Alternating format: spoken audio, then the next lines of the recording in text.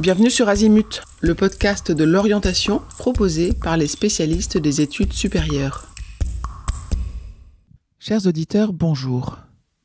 Vous êtes très nombreux à nous contacter pour connaître la stratégie pour maximiser ses admissions sur Parcoursup.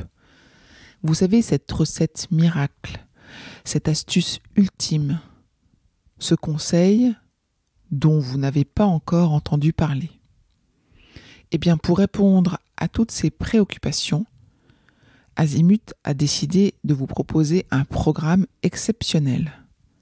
En effet, en complément de ces 2 épisodes audio, mais avec leur descriptif écrit si vous en avez besoin, sur la stratégie Parcoursup, nous vous proposons 2 ressources. Ces ressources, vous les trouverez sur le site du podcast azimut-podcast.com. C'est un guide téléchargeable gratuitement dans lequel vous découvrirez les stratégies Parcoursup de 5 lycéens et leurs familles et surtout la proposition de rejoindre un webinaire, une masterclass. Dans cette masterclass, nous aborderons les stratégies de vœux à éviter pour réussir Parcoursup. Alors, je vous propose de mettre cet épisode sur pause quelques minutes. Rendez-vous sur le site azimut-podcast.com. Vous aurez tous les renseignements pour télécharger le guide et vous inscrire à la masterclass. À très vite pour la suite de cet épisode. Dans cet épisode, nous allons vous présenter la stratégie et les bonnes pratiques pour maximiser vos admissions sur Parcoursup. La stratégie que nous vous conseillons tient en 3 règles d'or. Diversification, équilibrage et cohérence. Dans cet épisode en particulier, nous allons aborder les 2 premières, diversification et équilibrage, et vous retrouverez la 3e, cohérence, dans un épisode séparé.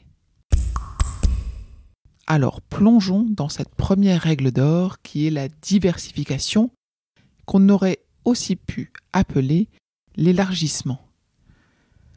En effet, nous vous conseillons d'exploiter au maximum le nombre de vœux auxquels vous avez droit. Il n'y a pas de raison de se limiter.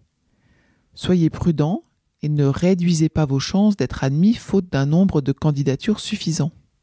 Petit rappel pour être au clair. Vous avez droit à 10 vœux. N'oubliez pas que vous pouvez également ajouter jusqu'à 20 sous-vœux avec maximum 10 sous-vœux pour un même vœu. Et enfin, si l'alternance est une solution envisageable pour vous, sachez que vous pouvez aussi ajouter 10 vœux supplémentaires en apprentissage. Cela revient donc à doubler votre nombre de vœux. Voyons maintenant 3 conseils pour diversifier. Tout d'abord, il est vivement recommandé d'élargir avec des formations approchantes. Pour les identifier, cliquez sur « Formations similaires ».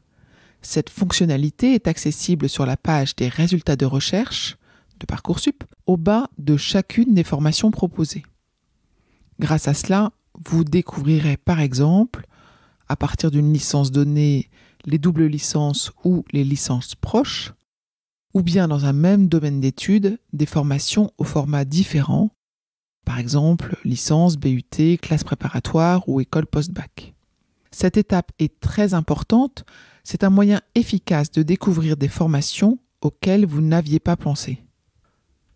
Deuxième conseil, pour diversifier, pensez ensuite à élargir la zone géographique. Ceci est en particulier indispensable pour les formations les plus rares. Dernière astuce, utilisez les choix multiples proposés pour certains vœux. Vous pouvez par exemple, pour les prépas, cumuler une candidature en externe avec une demande en internat. Un autre exemple, les concours communs à des écoles post-bac vous permettent de sélectionner plusieurs écoles et plusieurs campus. Voyons maintenant la seconde règle d'or, équilibrée. Soyez à la fois réaliste, ambitieux et prudent, mais respectez bien les proportions. En effet, nous vous recommandons de formuler une majorité de vœux réalistes par rapport à votre profil et à vos résultats scolaires. Vous pouvez également sécuriser vos vœux par plusieurs formations moins sélectives pour assurer vos arrières. Et enfin, ajoutez seulement une pincée de vœux à tenter, optimistes, très ambitieux. Pour conclure, n'oubliez pas d'écouter l'épisode présentant nos conseils pour une stratégie cohérente, le 3e pilier, la 3e règle d'or. Si c'est déjà fait, maintenant que vous avez fait ce travail de cohérence, de diversification et d'équilibrage, dernière ligne droite, soignez votre dossier. Vous l'avez compris, les éléments écrits à fournir sont importants. Il s'agit de vos projets de formation motivés, ainsi que de la rubrique activités et centres d'intérêt pour lesquels vous retrouverez des conseils dans d'autres épisodes de ce podcast. Prenez donc le temps de la réflexion et faites-vous relire.